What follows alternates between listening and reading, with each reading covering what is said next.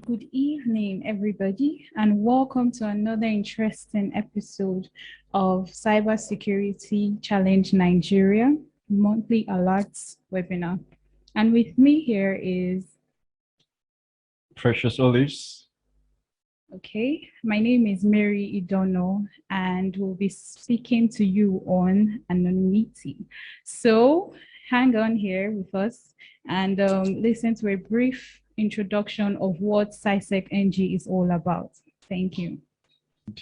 We are CYSEC NG. CYSEC NG is an NGO with focus on identifying Nigeria's next generation of cybersecurity professionals. And we're connecting Nigeria's best and brightest to the cybersecurity industry. We're actually creating an enabling platform for skill acquisition, of course, youth empowerment and local content development in the area of information security and cybersecurity towards the national and economic development of Nigeria. We are actually really more focused on the building up of Nigeria into the concept of information security and cybersecurity. We also analyze cyber attack patterns in new emerging technologies and as well devising defensive strategies and mitigation, of course. Okay, you heard that right. Now, most of us will be wondering what today's topic is all about or what it even means. I mean, it's not a regular English word or an everyday word. And the word anonymity, right? It is something to actually wonder about. Precious, can you give us an insight to what today's topic is about and what we are to expect? Oh, of course. I mean, a little bit more reason why we are not seeing ourselves on the screen, right? So anonymity is all about how to make ourselves anonymous. Oh, we're back. And so, I mean, many of us will be thinking this kind of anonymity, I mean, the marks. But here we are actually not talking about that. We're talking about how to actually clear digital footprints. Every day we use the internet, we are sure we leave footprints. Just like you walking, footprints are actually left in every other digital surfing on the internet. And of course, do you know what that kind of information can do when harvested? Of course, malicious hackers are everywhere these days. You can actually tell a lot of cyber threats going on here and there. And every form of information, I tell people in cybersecurity, data is everything. The amount of data we can actually get from a victim or a target can actually cause a potential massive threat to that person. So we're talking about how to clear ourselves and become this anonymous on the internet. All right, so with that, we actually have our amazing guest speaker or our co-host, and a person of Dr. Roses. And you know, they say something about they say that skill hawks hide their talons. Of course, a person like Dr. Rossis is here to take us on this particular phase. And he's anonymous as well, and he's a pro at his anonymity or anonymity. So we welcome Dr. Rossis. Dr. Rossis, if you're there, just give us a wave, or you can just say something. Good evening, everyone. Oh, good evening. We can hear you. There you go. Our anonymity or our anonymous guest speaker. All right, I'll be handing over to you, Dr. Rossis, to take over, and you can share a screen as well. And for questions, if you have any questions, by the end of the webinar, we appreciate you actually send us mails. We will actually take good response to your questions. Please pick up your biro and your pen. If you have your PC, I'm sure you should. You can actually turn on that notepad and get typing. Dr. Rosie, it's over to you. Oh, all right. Good evening, everyone. Sorry, I tried to share my screen. I saw that they said host disabled participant sharing screen. I can't share my screen.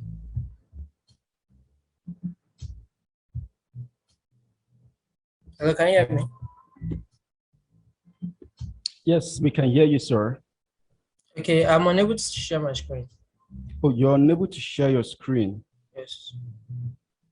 Okay, we'll get back to that. Just give us a few more minutes. We'll give you the grant you the access to share your screen. Right.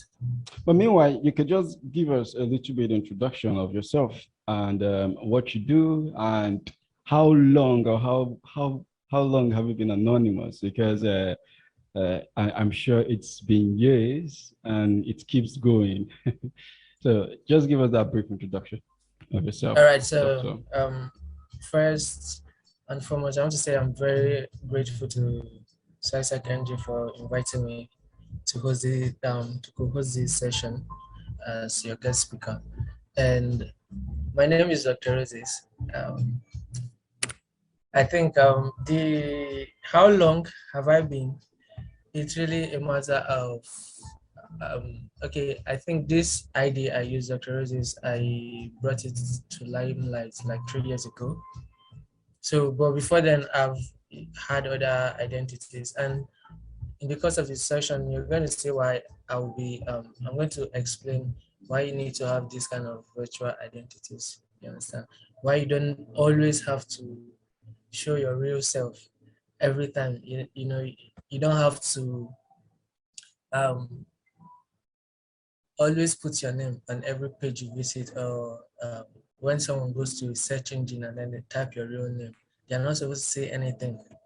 You understand? Because I know how happy I get whenever I go online and then I put my real name and search and search and search and I don't find myself there. It's just as if you have this whole level of like you are in your own lane, whatever. If you decide to say, okay, today I don't want to have anything to do with the internet, you can just go off the internet without being worried that anybody, you are leaving any food trace or anything, any information. You're not leaving any information that anybody can use to be able to, in a way, put you in trouble. Should I say put you in trouble or use your identity falsely?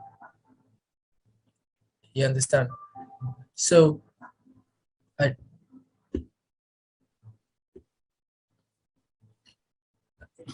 so we can get the slide sharing up. We are going to start talking about what it means to be anonymous.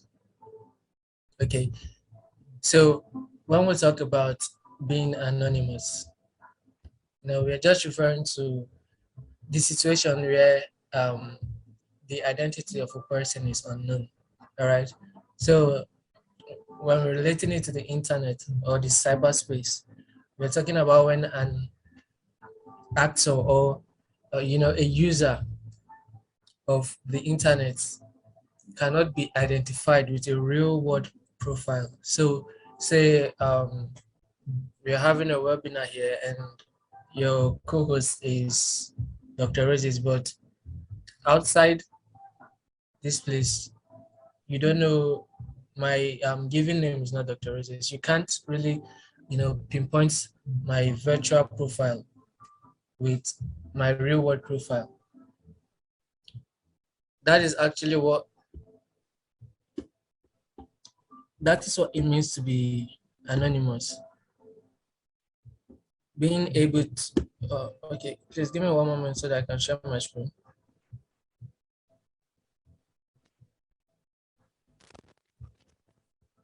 That is coming on. You can share your screen, Dr. Roses. All right.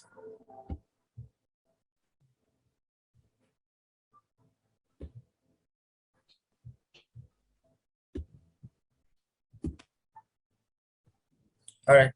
So, like I said, it's when a user on the internet cannot be identified with their real world profile. All right. So, when now comes to why do we need to be anonymous? Does it have any good use or anything? And yeah, to be anonymous, it's because of your privacy. Because your privacy matters a lot. There are things that they are not incriminating, but you just don't want people to know about you. Because when people know certain things about you, they can take advantages of those information, all right? And also we have the issue of intrusive marketing. When you visit one site, you search for something, you go to another site, and then um, they keep following you around. Like say you are at an airport, right? You visit an airport, and then the next thing, whenever you're searching, you're seeing ads telling you about flight tickets, cheap flight, cheap hotels.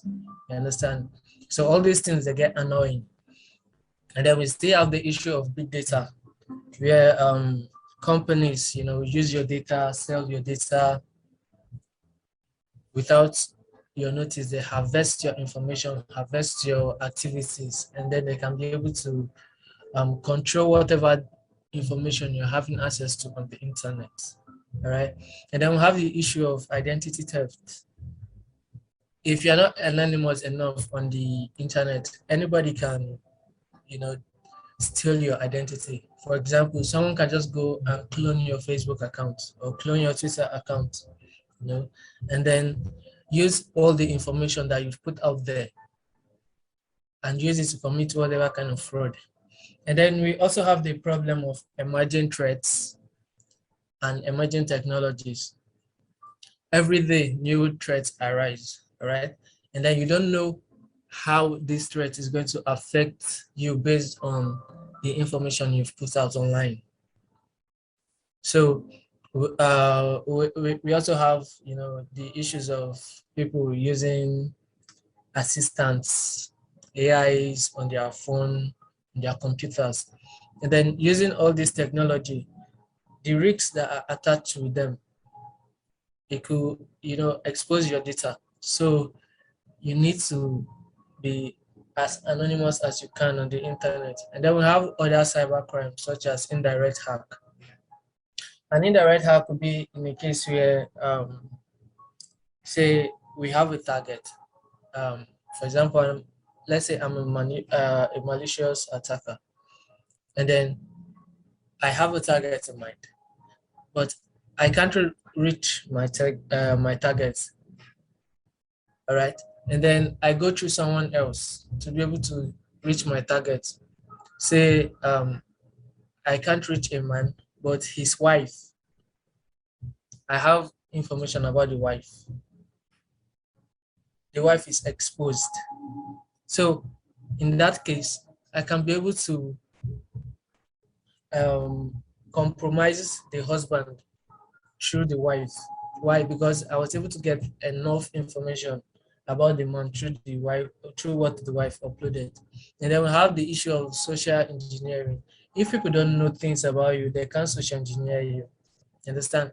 If nobody knows that you work at CYSEC NG, you are their admin, you are their whoever is updating their database, nobody will be able to come and try to send you that phishing mail or say try to lure you into giving up the key to the servers. All right. Then we still have the issue of spoofing. Spoofing occurs when a user identity is being faked. You understand? For example, I send an email to the accountant telling him, claiming I'm the CEO. I'm using the CEO's email address and send to the accountant, telling the accountant to send certain amount of money to a particular account. Now, that email didn't originate from the CEO, but because the accountant already has the CEO's email as maybe a trusted contact, it's still going to show that is this same person is the CEO that sends that kind of mail. You understand? And most of these things are done if you are not anonymous enough. If anybody can just pull up on the internet and then get information about you, your data can really be misused. So now, when we're talking about anonymity, we still don't have to overlook the concept of privacy. All right. And then when we say privacy, we are referring to the ability of an individual or a group to be able to, seclude or remove information about themselves from the public. So if to anybody, their date of birth, mother's maiden name, their pet's name, BVN, NIN, these things are personal, all right? They are sensitive. And then this information can be used to compromise your account. Say you are using a service where your pet name is used as your recovery security answer, all right? And then someone is able to get your pet's name, they can be able to recover your account. So now, when we're talking about anonymity, where can we apply anonymity on the internet?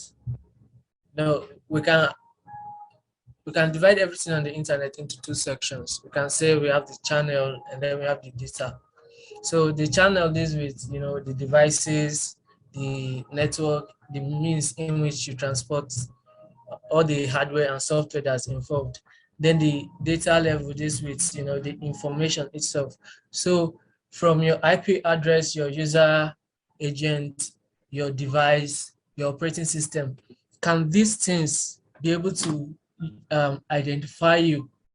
Can these all these accessories, this technology, these softwares, these hardwares, can they be used to identify you on the internet? You understand? Can someone just see your IP address and say, oh, this person is from this street, this person is working at this company, this person is coming from this place? All right. And then when we come to the data level, we are now saying the email you send, the tweets you make, the forums you are, you understand, the kind of username you have, the kind of profile pictures you upload, your DP and all of that, can that be used to just, identify you instantly and say, oh, this person that owns this account, this is this person works here, this person, lives here, this person is from this background, this person is from this association. You understand? Can all these things, everything you do on the internet, can it be used to find you in real life? Then, because we want to be safe on the internet, we do different things, different techniques, different methods for us to be able to stay safe on the internet. And we have different types of anonymity. We have the transparent anonymity. This one is very low. This has to do with people who use mostly free stuff, like the free VPN, the free proxy servers. This one is easy for anybody to use, which means most times anybody can intercept the data that is being sent through most of the system. All right, and then you can fully guarantee your security. When we're talking about security now, we're talking about your privacy in this case. So we also have the high anonymous type of anonymity, and then this has to do with SOCs 4 and 5, some paid VPNs, all right, and then the Tor network too. So when we are considering the internet, we can say it's divided into the clear net, which is the one you can use your normal search engine to access, and then we have the dark web. All right, the dark web is accessible only through the Tor network. Now, on the clear net, if you are using the Tor network as your form of anonymity, services are actually going to know that you are using Tor, which means you are trying to hide your identity. You are trying to be anonymous. So in that case, coming with a Tor IP already raises a red flag, when you're using it on the ClearNet. That's why it's on the medium side, because most sites are going to detect that you are behind an anonymizer. So for the elite level, this one is almost impossible to detect. All right, we have the RDP, which is the remote desktop protocol. Now, using an RDP, you connect to a system remotely. All right, and then this system is hosted to a real router, to a real ISP in whatever country it is being hosted on. So for example, I buy a Google RDP or an Amazon RDP. Now, if the RDP server is being hosted in US, it means the physical connection is to a US ISP, all right? The geolocation, everything is in US. I'm just accessing the system remotely. So whatever I do, there's literally no way that you'll be able to detect that this guy is from Nigeria, this guy is from Africa, this guy is from Europe, because the system I'm using to interact, my system and whatever data I'm sending through that system, they are not actually communicating. I'm just, using the system through proxy. And then we also have the VPS, virtual private servers, which usually are Linux-based system that you can also access remotely. They are similar to the RDPs, just that RDPs are basically for Windows systems. Then we have the paid SOCKS 4 and SOCKS 5. And then the most popular one is the 911 proxy. Now, the 911 proxy gives you very real, IP addresses of ISP in any country which you want. All right. So on the dark web, using the Tor network gives you, an almost untraceable level of anonymity. But on the ClearNet, it's at the medium level. All right. So now, we are trying to be safe, we are trying to be anonymous. But now, for you to try to be something, it means there's a way these sites can identify you. There's a way they can, anybody can be able to pinpoint or should I say dox you. Doxing means being able to use information from the internet to get the real location or real identity of anybody. So when you visit a site, their approach is this website or apps that they use to be able to track you, to be able to say, oh, this is this guy, this is this girl, all right? And they do this through HTTP referrals. We have IP addresses, we have user agents, we have what we call fingerprinting. We have trackers, we have cookies, and then we have super cookies. Now, cookies are, data that website or app saves on your browser to be able to easily identify you when next you visit that site. But now super cookies, this one are way more like adaptive, where they don't just save themselves on your browser cache. No, these ones, they can even save themselves in your memory. They are very difficult to get rid of, all right? And also we have what we call the user activity. The way you interact when you're browsing online, they can use it to identify you. If you are someone that it takes you 5 seconds to be able to type your password, or 30 seconds to type your password, any site you visit, is it going to take you that same time? All right.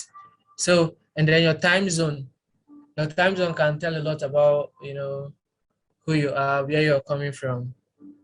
And then we have inter-websites and app data sharing. So a typical example of this kind of thing is Google services. You use your search engine, Google search engine, you use YouTube, you use Gmail, Understand? And then using all these services, you use Google Drive. Using all these services, you know, Google Drive can be able to access whatever information you are, whatever activity you are doing on YouTube. YouTube can access whatever is in Gmail. Likewise, Facebook, Instagram, WhatsApp. You understand? These are all these three apps belongs to one company, which means they share your data accordingly. All right.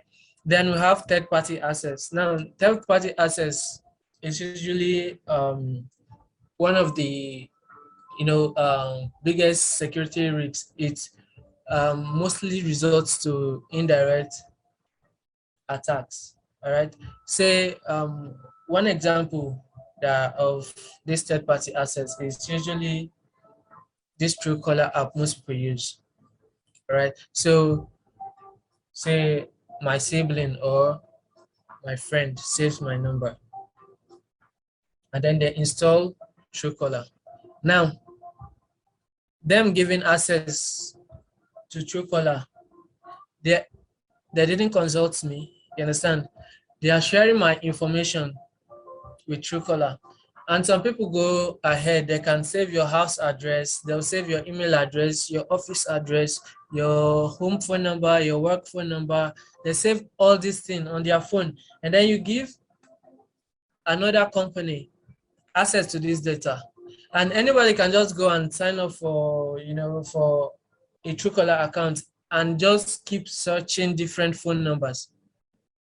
You understand? So an attacker could just use an app like Truecaller and then just have a long generate a long list of phone numbers and start testing them against the Truecaller database. You understand? And see what information they can get from this stuff. Perhaps someone saved, say, a director in CBN. One of the director didn't upload his contact to Truecaller, but because a friend or a relative allowed Truecaller to access that information, he becomes a target.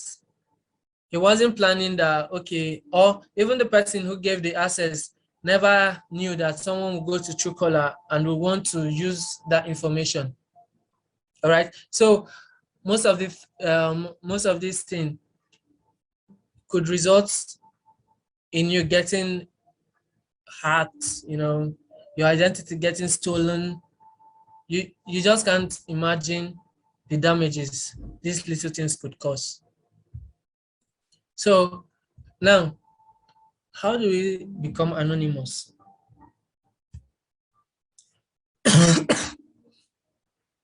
All right, so being anonymous is more of a lifestyle.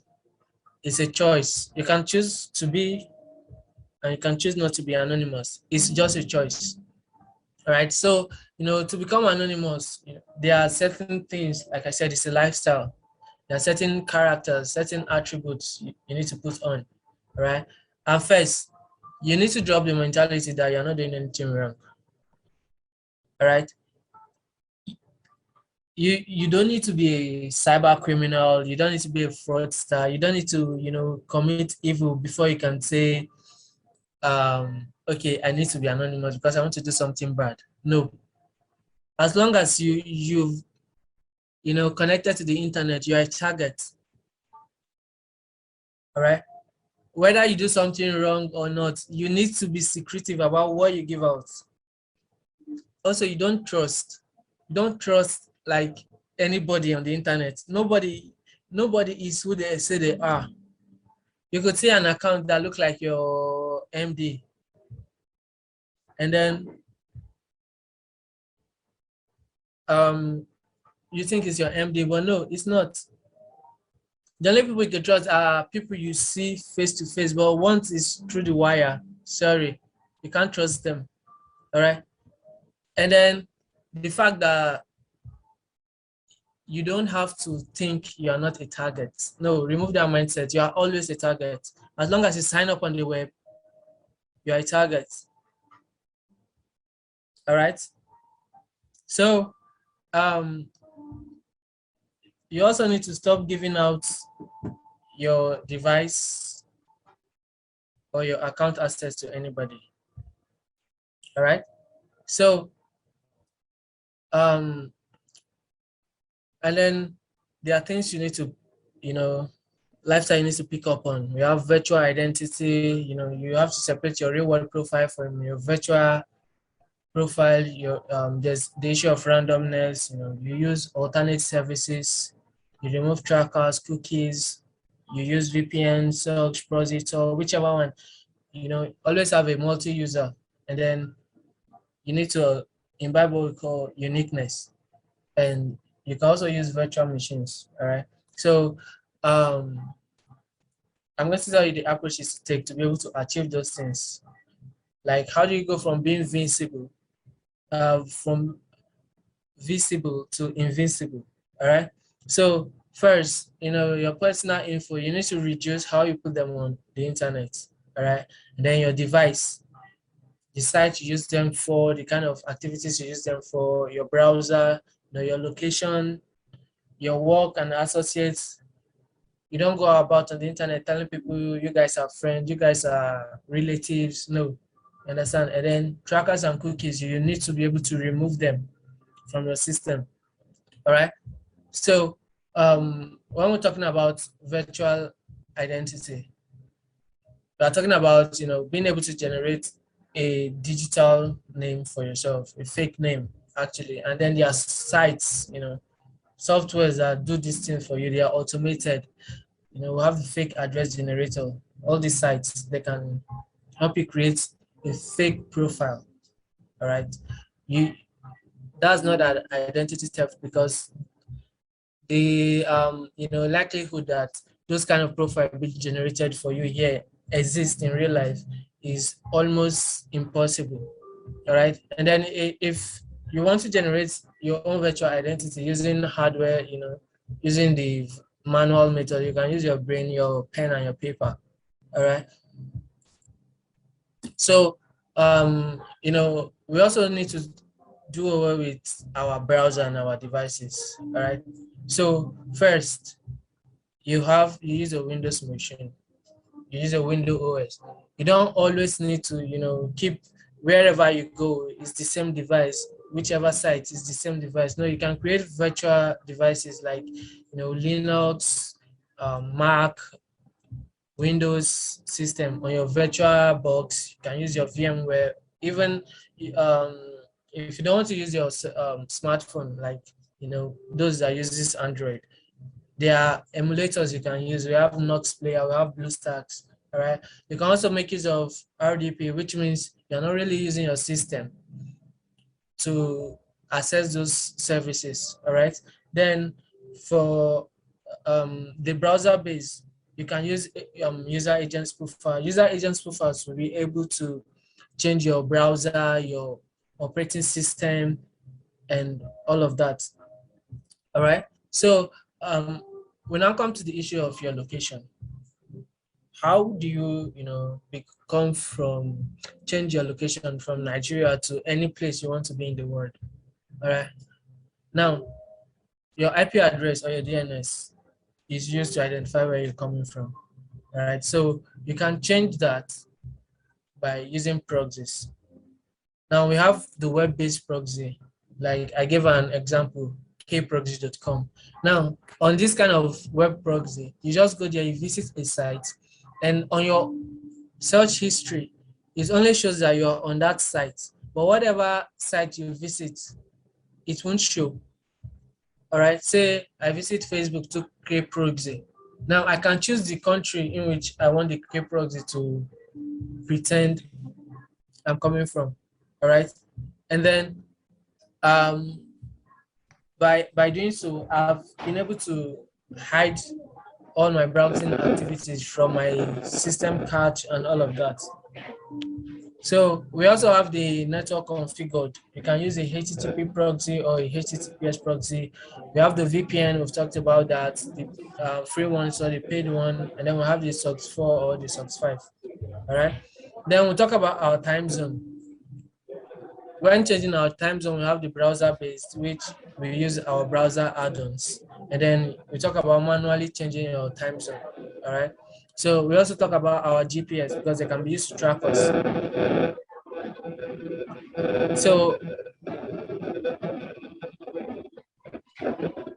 So when we are talking about our GPS, we use more location apps to be able to spoof our location. Now, most of these apps are for Android and iPhones, iOS devices. All right. So now, when we talk about doing away with our work and associates, we are talking about creating a work profile that's not really your real life company. All right. And then this wouldn't be difficult since the fake name generators and all of that can be able to create this kind of company for you. So when we talk about doing away with trackers and cookies, we're talking about the methods in which you can block these trackers, scripts and cookies. And we have two approaches to this one. We have the ones you can use through your browsers. You do these ones through your browser add-ons. They are implements. You can implement them on any browser. All right. We have the script blockers. We have script saves. We have no scripts. And for cookie blockers, we have no cookies and cookie managers, all of that. And the tracker blockers, the ad blockers, WebRTC blockers. All right. We can install all these things on our browsers to be able to make sure that whatever site you are visiting, we are not being tracked to our real life. And then we can also use the simplest one, which is the incognito mode or private mode, to be able to browse in a way that our browser won't save, nothing will be saved on our browser's cache. So we also talk about cleaners. Now, these cleaners, we have the ones that clean the temp files that have been saved. We have the ones that clean your cookies and your HTML local storage. We have the one that cleans app data. We have the one that cleans your memory. All right. Or on Android, on Windows, we have the CC cleaner. It's one of the most popular cleaners we have. On Linux, I think ANONIMITY does the job of cleaning your memory also. And then now that we've known what to do, you can still do all these things and still you're not anonymous. Okay. So there are things that while we've cleaned, we've done away with this, we've created our virtual identity, there are still things we need to put in place to really guarantee our anonymity. All right. So we start by use of virtual space. Okay, so say you have a phone, you can create a workspace on your phone. All right, separate it from your normal day-to-day private life. So say you work for a company or your work app, you can create a workspace. On Android, we have two of the most popular workspace app I know about. One is called Island. The other one is called Bat Apps. All right. So with these ones now, it's like you're separating your phone into two. Whatever you're doing on one space does not reflect on the second space. All right. And then we like if you're using a Windows, for instance, or a Mac or a Linux system, you can also create other user accounts, to be able to separate what you are doing on your personal account and your work account so that you don't mix the two, because you don't know when you make a mistake. All right. And then if you're the type that you like to give all your devices to people, yeah, you can create a guest account. And then when anybody takes it, they use the guest account. Whatever they are doing on the guest account doesn't interfere with your work or your personal account. All right. Then we talk about use of alternate services. For example, we all know the big boys in the game. We know Google is there. We know Facebook is there. These guys, they track you like monitoring spirits. All right. So rather than use Gmail, for everything you're doing. Let's say you can use your Gmail for work, all right, or your personal stuff. But what if you want to create social media accounts? Do you always have to use that same Gmail? No. You can go and create, we have Proton Mail. We even have disposable emails you can get, all right? Your search engine, we know most of these services, they track you across all their services. So whatever you're searching on Google search, YouTube knows about it. So why don't you, use different search engine like DuckDuckGo, all right? And then your browser, Google Chrome browser synchronizes everything you do as long as you're signed in on Google Chrome. You get, so rather than do that, you could get Vivaldi browser, you could get DuckDuckGo browser. All right. So whatever the mainstream big data company are offering you, they are always alternative. Like you want to stream video, for instance, there's Vimeo, there's Dailymotion. You don't need to use YouTube for everything you're doing. All right. So, and then you need to cultivate what we call randomness. You don't use the same username, the same password, the same avatar, the same email address, the same, location, house address on all these sites you sign up for. No.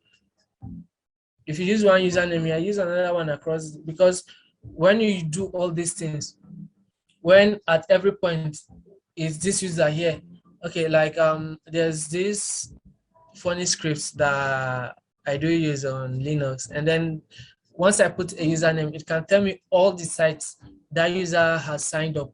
You understand? So using one username makes you a target. What if one of the sites you signed up is vulnerable? Their database get leaked. It means there's the chance that you're also using the same password across all the other sites, which makes it easy for anybody to compromise your account. All right. Then we also talk about uniqueness. Now, in as much as you say you should do things randomly, there are some things that you need to, be unique about. For example, say I have a virtual profile, and then I have 3 virtual profiles now. I have profile A, B, and C. Understand? Now, anytime say I'm using profile A for Facebook, I'm using profile B for Twitter, profile C for Instagram. Now it will be nice enough for me that every time I visit the sites I'm using profile A on, my user agent is the same, my virtual ID, my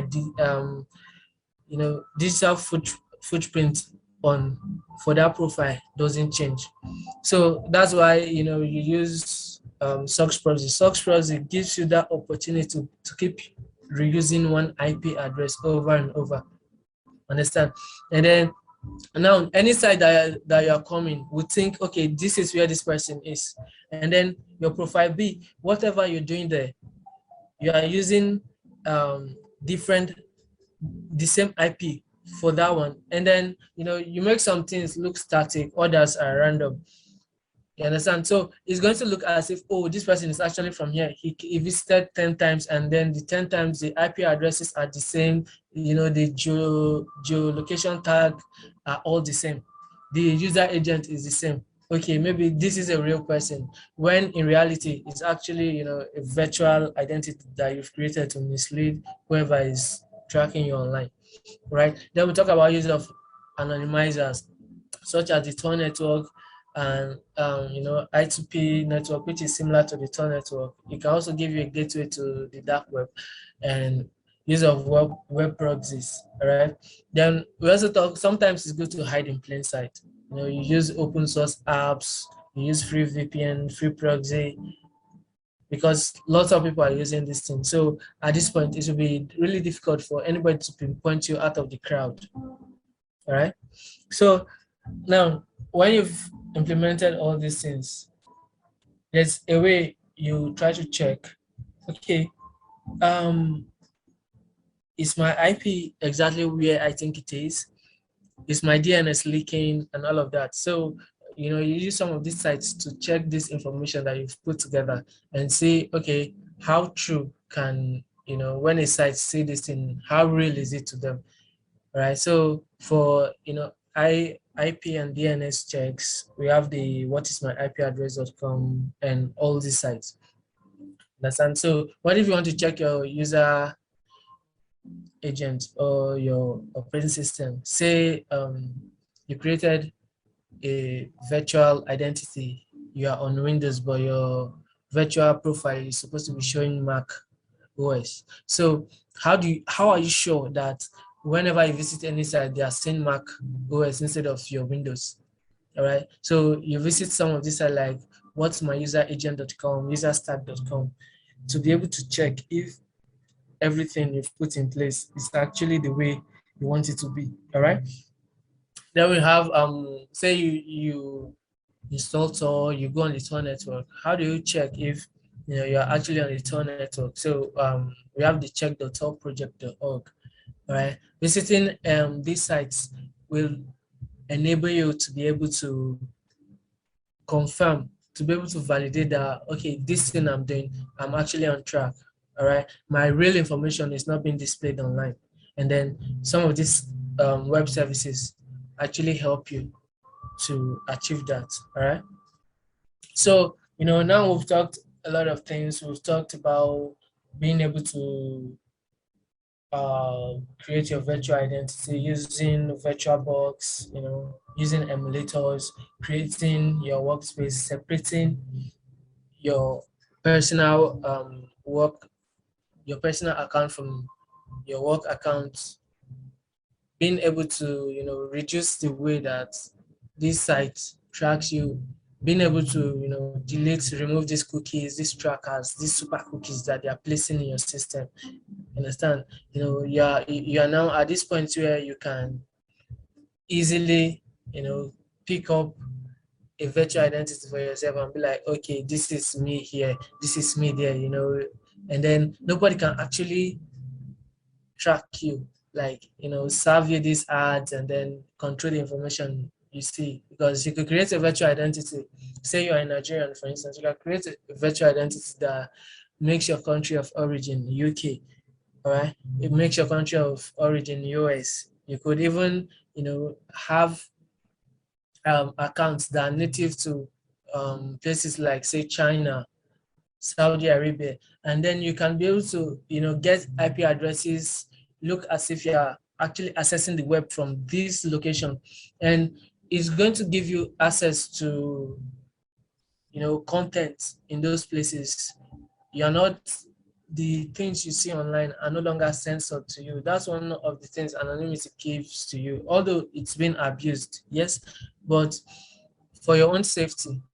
All right, because you need to keep the mindset that anytime you step on the web, as long as you've on your internet connection, you're a target. Somebody's trying to hack you, somebody's trying to steal your identity, somebody's trying to harm you on the internet.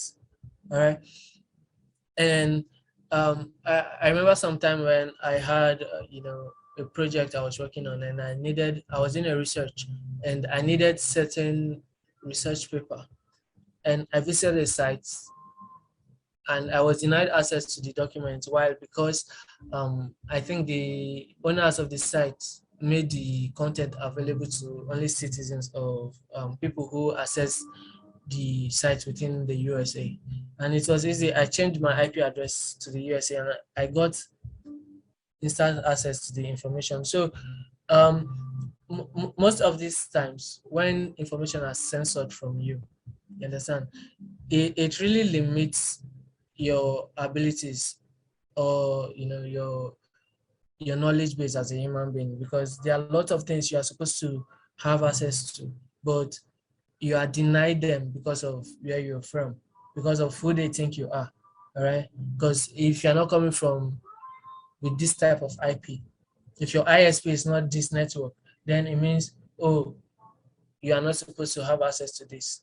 And I'm not sure that's the idea behind the internet. The idea behind the internet is, for everybody to be able to share resources, have information to things you can't at your local location, and then be able, like, it's making you go global. You could travel all throughout the whole world in less than an hour.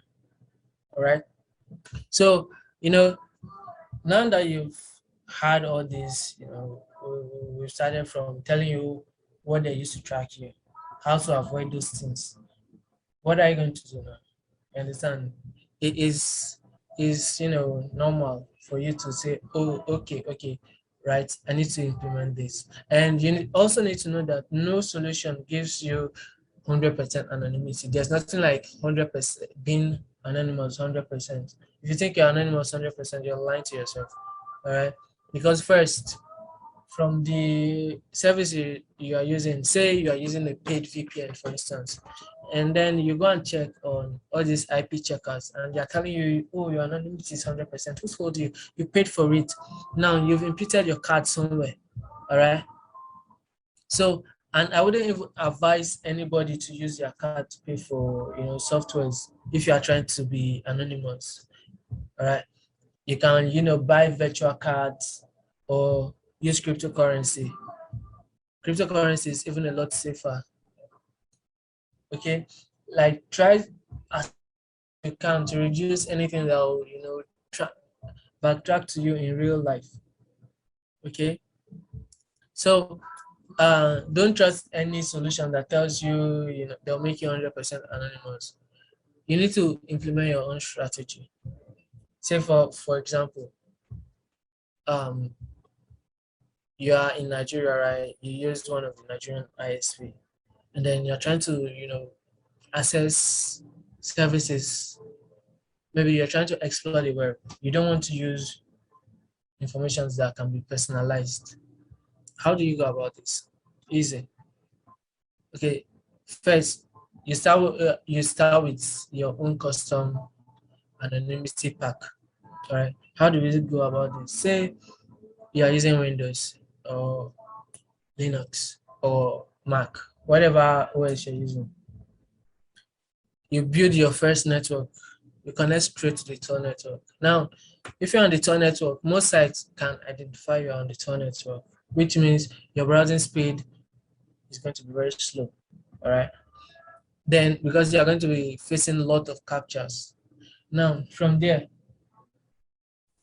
you implement a VPN, which means your first network is Tor, and then you build underneath that Tor. Above it, you have a VPN. Now, any site you go, it's not going to see your Tor IP. No, it's going to see your VPN IP. Why? Because the VPN is connected to Tor. All right. So it's only the VPN that sees the Tor network that you're connected to, which means you've now built 2 layers of anonymity around yourself. Then say you're browsing with Firefox or whatever browser you're using, and then you implement a SOX proxy on your browser, which means at this point, the SOX IP or whichever proxy server you're using is connecting to your VPN. Your VPN is connected to the Tor network, and then your Tor network is connected to your local ISP. Now, anybody who is able to successfully, decrypt your browser SOX IP, they'll be like, oh, okay, and then they decode it. If that layer of your security is broken, underneath it, you still have a VPN protecting you. Now, if that VPN is broken, you have the Tor protecting you. So at least you've built 3 layers before you talk about your real identity. Now, if you want to sweeten it, you understand? These 3 layers we just talked about, you now implement these 3 inside a VPN, inside a virtual machine. Say you create a Windows 10 virtual machine that has Tor, and then on Tor you have a VPN. On the VPN you have a web proxy. All right. Then on your host machine now, you're using like a 911 SOX 5 proxy to control the data or the connection of your virtual machine. Now, anybody who breaks or say they break your web proxy, they break your VPN, they break your tunnel network. Underneath it, you still have, your 911 proxy, which is still very misleading. It's one of the most convincing type of anonymity when it comes to IP. All right. So you've built yourself a custom, a custom solution where whatever happens at whatever point happens, you get yourself like a 99% chance that my information is not going to leak. You understand? So you can just, these things, it's like lifestyle. The more you do, the more you learn. All right. So for this, this will be the end of my presentation. And the internet is full of predators. Everybody wants to harm you. You don't have friends on the internet. All right. So you have to be safe and always make sure that your privacy is your number one priority, because if you are not careful about how you keep your data, if you're not cautious about what you do with your information, someone else will abuse that information for you. All right, you could be charged for a crime you didn't commit, but all the evidence points that it was you. What are you going to do? All right, and we are not even talking about the situation where someone infects your system and uses your system as a bot, and then they can commit different crimes with your system in your hands. All right, so you need to be cautious, clean your system on a regular basis, and just try as much as you can to be safe. All right, so guys, I'm really glad you guys can make it here. I'm really grateful. I don't know if our host would allow any questions here, maybe a quick 1 or 2 questions that I could answer quickly about anywhere you're having issues. So I would ask my host if they would allow me take questions, maybe 2 or 3 questions. All right. Hello, Mr. Presh. Oh, that's a nice session. Thank you so much, Dr. Roses. And we learned so much. I personally have learned so much. I don't know about you. I have learned a whole lot. All right, that's an interesting session with Dr. Roses. I learned about proxies, VPNs. I learned about the switchers, user agents, and Omega switchers, and some lot more. All right, so we really appreciate you for giving us this insight and what you have showed us so far in being anonymous. And Yes, so we'll take a minute break, and while we take the 1 minute break, you put up your questions, direct your questions to Dr. Roses, so he will address the questions while you will take the minute break. Just 2 questions, only 2 questions. So you can raise up your hands, and he would attend to the questions. All right. We have Omar. Okay. I'm going to unmute you, Omar.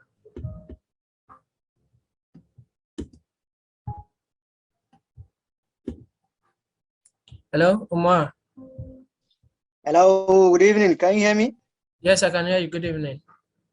That is a really wonderful presentation, and it was really educative. Thank you so much. Thank you. But, I have a question. You talked about the 3-layer IP, which is you have Tor, you use VPN or another different layer. So Yes. how do you balance this with the speed of the internet? Already using Tor itself, it slows the whole process, and we all know how if the network is slow, we are also like using Tor, VPN, and the rest. It's going to weigh down the network speed. So how do we improve the network speed, or how do we balance the speed? Okay. That is my question. Yeah. So first, your ISP also plays a great role in some of this.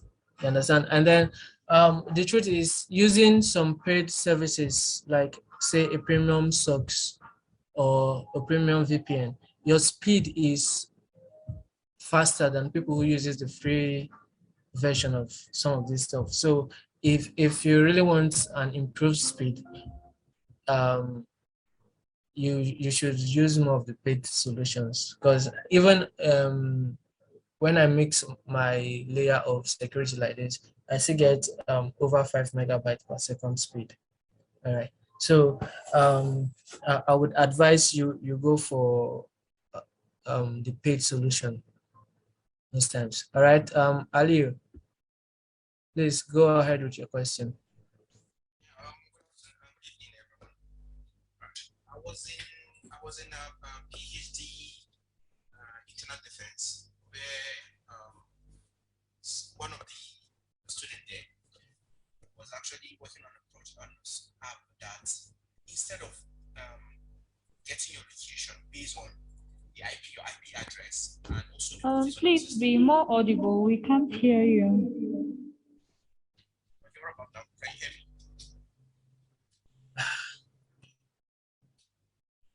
Could you be more audible, please, sir? Yeah, hello. Can you hear me now? Yes, this is better. Okay. So I was in an internal defense of a PhD student, and the person was actually working on an app that when there's an intrusion to your system, basically gets the user details. For example, instead of the IP address, this app actually gets the MAC address of the system and also gets the geolocation of that particular system at that time within 3 seconds, basic in max. Now, using all these 3 layers IP that you mentioned, how can one actually prevent your details gotten from this kind of All right, please quickly let me ask you a question. This app, what platform was it implemented on? Like what operating system?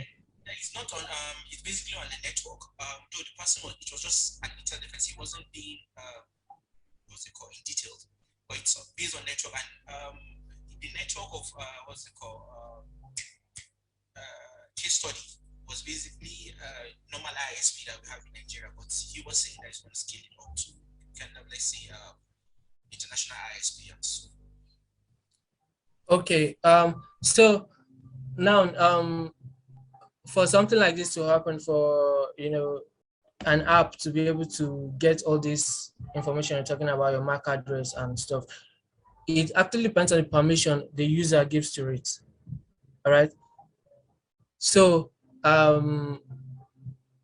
the permission you give to an app determines what that app can get. That's why most times when it's just that we are a little bit impatient as human beings. Otherwise, whenever you're installing an app, you are supposed to go through the permissions that this app actually needs. But all we do in a hurry, we just click yes. So to be able to prevent some of these things, it's about the permission you give to whatever app is being used to access this information. And say you are using a virtual machine, for instance, and this kind of app is used to get your MAC address. In reality, it's just like, okay, it's getting a virtual address, which may not be real. All right. So that's why I encourage people, if you are using, like it's a computer, a laptop, or a PC, it's best you go for virtual machines. All right, use virtual machines as much as you can. And then if you are using, say, an Android or stuff, or an iPhone, you can go for dual space app, workspace. And then, because whatever happens in workspace doesn't really affect your real device and your real account. And most times the permission that the workspace or the dual space has is not as much as the direct user, who is like the admin of the system. All right. So to be able to prevent this, most of these things, it deals basically with permissions. What access do you give to these apps? All right. So Thank you so much. I hope I really answered your question. So over to our host. Thank you very much, Dr. Rosie. Well, any more questions should be directed to info@CYSEC.ng and they will be attended to as soon as possible. Kindly listen to the following announcement. The video recording of this webinar will be sent to your email, as well as information about our monthly webinar and other information that will be very relevant to this webinar. Then if you have any more questions, any concerns, direct them to info@CYSEC.ng. Sure. I remember at the beginning of this webinar, they could see our faces. Of course they could. I mean, that is a benefit of the early birds. Oh, okay. So why are we no longer sharing our faces? About that, we are anonymous now, right? Oh, did you hear that? We just learned. We have learned how to be anonymous. Yeah. Right. So thank you for this amazing session. We appreciate you for joining the webinar. I'm sure you don't want to miss the upcoming ones. Details will be sent to you as long as you register to this particular webinar. Details will be sent to you about the next webinar. Don't worry, we won't spam you. We don't do that. But you don't want to miss the next one. It's going to be amazing and great as this. Thank you so much, everyone. Like my colleague has already said, other further questions can be sent to us. It's at the chat box, our mails where you can send questions are already sent to the chat box. You can directly send your questions to us in the mail and we'll respond to them ASAP. All right, so with this, we'll be ending the meeting or the webinar for tonight. Thank you so much. I remain anonymous. Anonymous. Remain anonymous.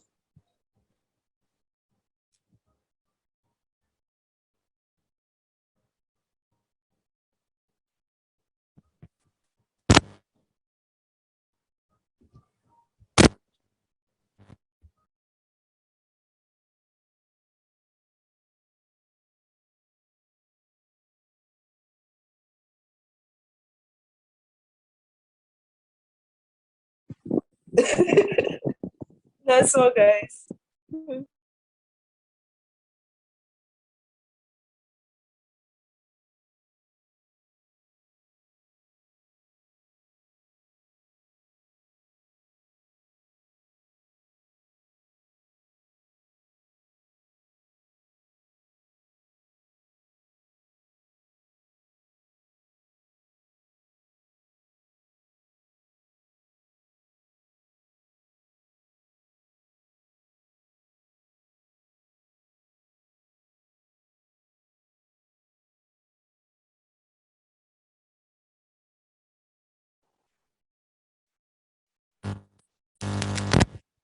I think it's about time you remove your mask.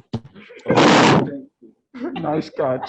Nice try. I think you should go first. I mean, they've left. Don't worry. Everybody is offline now. I think remaining anonymous is the goal, and I'm just cool with it. Really? All right. So for all of the other ones, if you don't want to see us not anonymous, you could go watch the video with the not anonymous, at least for the early birds. So up for the next one. Stay tuned. I mean, can you tell what the next topic would be? I'm so curious, actually. Watch our previous video, this video, and yeah, they're all uploaded to our YouTube channel. info@CYSEC.ng is the email address. So we'll forward this video to your email address with info about our YouTube page. You can watch all our videos. Subscribe. And subscribe. Give it a like. So give us a thumbs up. I mean.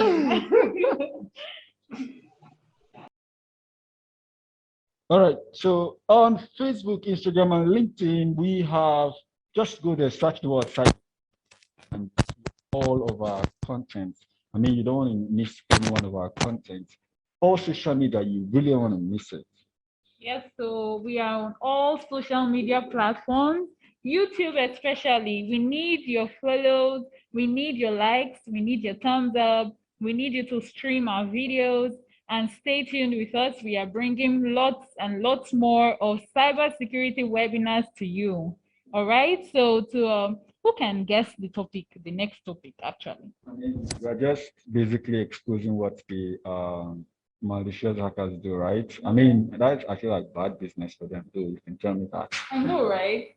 I mean, we shared a lot tonight. Yeah, I think that should be it. So we want to give a special thank you, special shout out to our speaker. And the ones are still remaining. I mean, Yes. you're And all of you still hanging on. We say thank you so much for joining us today. Thank you for staying with us. We see all your email addresses. We would forward the details and the link for this webinar to your emails right away. Thank you so much.